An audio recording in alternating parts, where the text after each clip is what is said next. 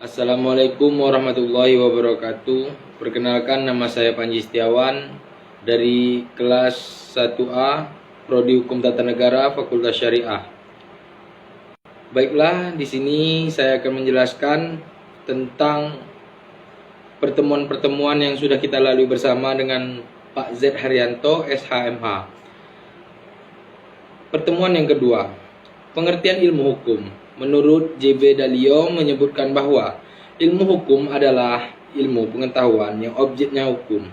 Artinya, ilmu hukum itu mempelajari semua seluk-beluk mengenai hukum. Misalnya mengenai asal mula, wujud, asas-asas, sistem, macam pembagian, sumber-sumber, perkembangan di dalam masyarakat. Pengertian tata hukum. Menurut Setio Winyo Subroto memberikan pengertian tata hukum sebagai keseluruhan norma yang diakui oleh masyarakat sebagai kaidah-kaidah yang mengikat. Dalam artian demi tercapainya ketertiban hidup dalam masyarakat. Dan karena itu dipertahankan berlakunya oleh sesuatu otoritas. Pertemuan yang ketiga. Tujuan mempelajari ilmu hukum. Yang pertama yaitu mempelajari apa hukum itu sebenarnya, dan yang kedua mempelajari apa arti keadilan dan bagaimana mengaplikasikannya di dalam kehidupan sehari-hari.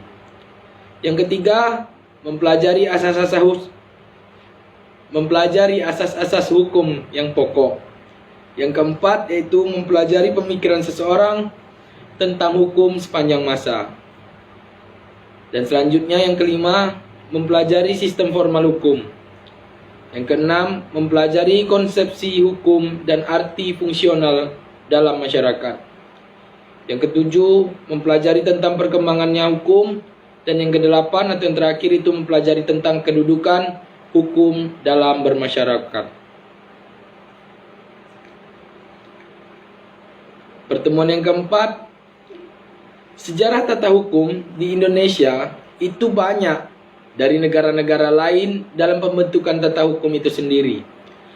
Ada negara Belanda dan Jepang, lalu Indonesia yang mencetuskan tata hukumnya. Setelah kemerdekaan, yaitu pada tanggal 17 Agustus 1945, Indonesia menjadi bangsa yang bebas dan tidak tergantung pada bangsa lain. Baiklah, lanjut kepada pertemuan kelima.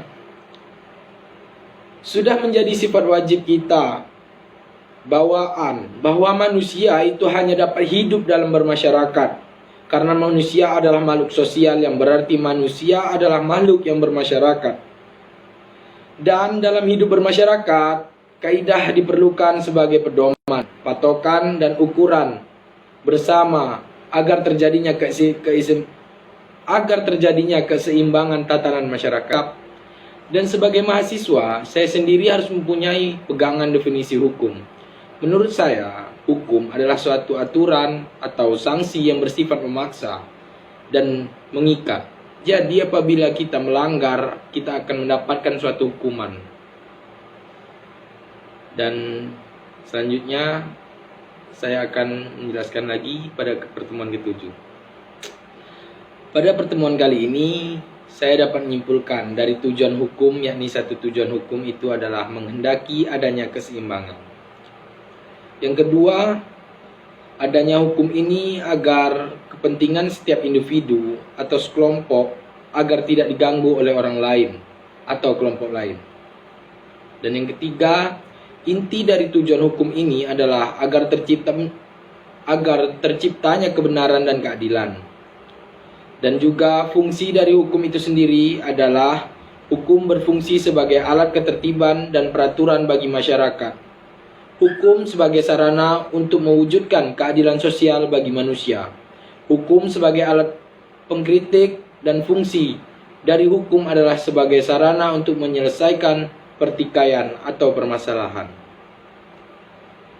Baik, mungkin hanya itu pada pertemuan ketujuh.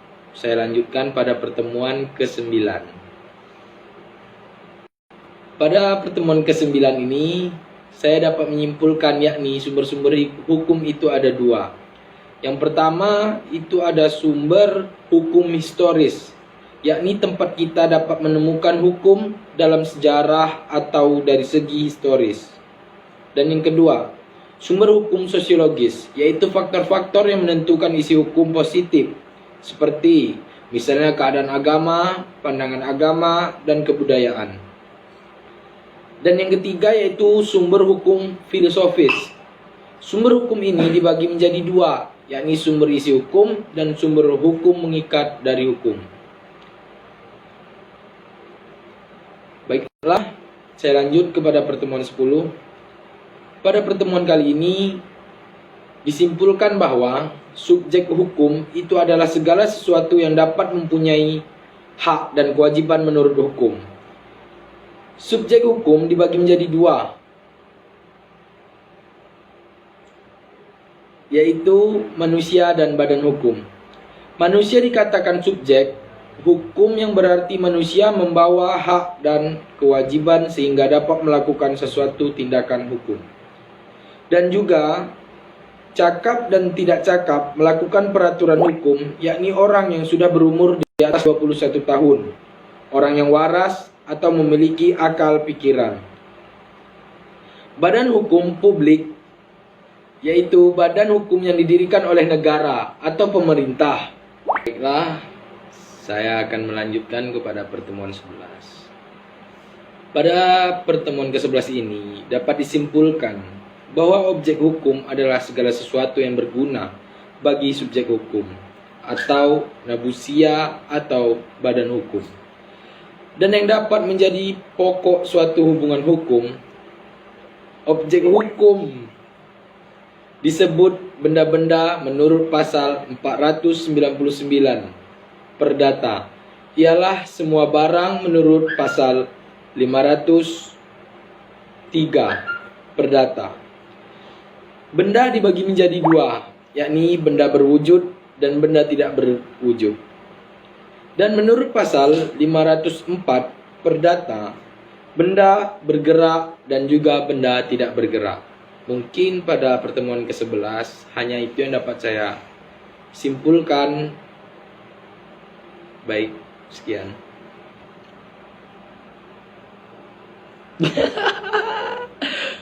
Lanjut ke pertemuan 12, yaitu tentang hak daripada hukum itu sendiri.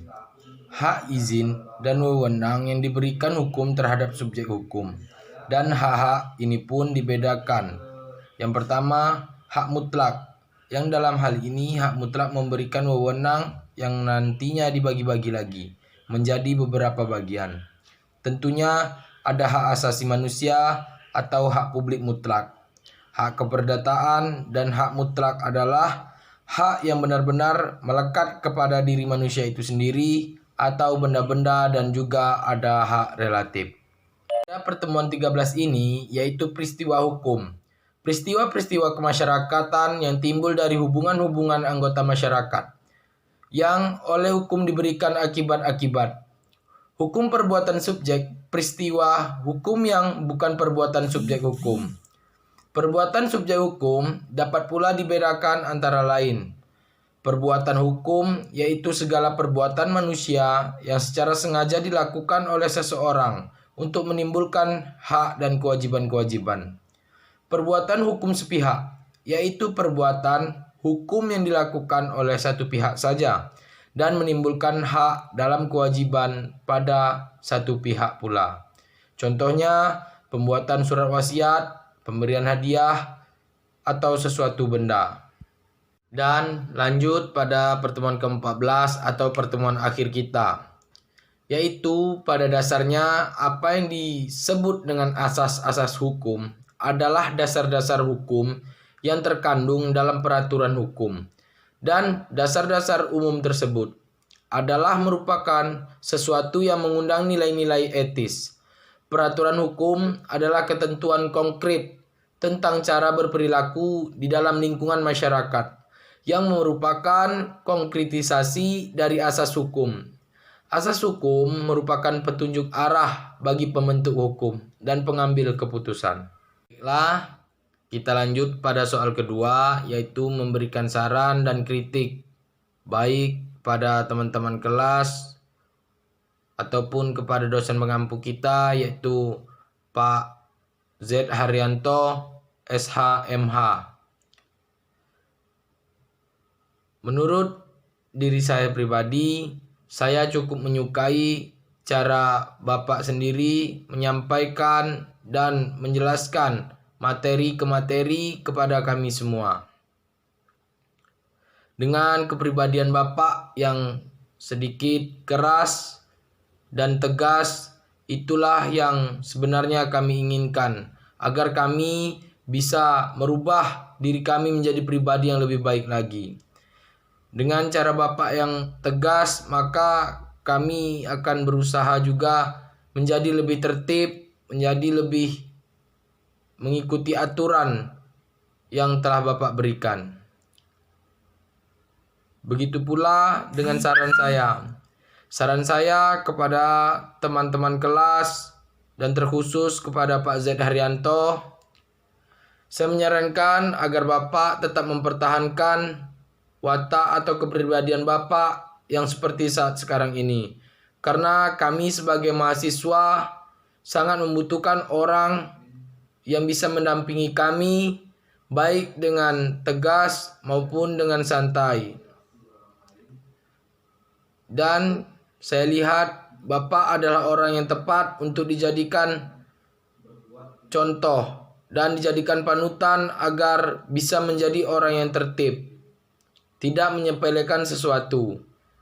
Mungkin hanya itu yang dapat saya sampaikan. Apabila terdapat kesalahan, maka itu datangnya dari diri saya pribadi. Dan jika dapat kebenaran, itu datangnya adalah dari Allah Subhanahu wa Ta'ala. Akhir kata, wabillahi taufiq wal hidayah. Wassalamualaikum warahmatullahi wabarakatuh.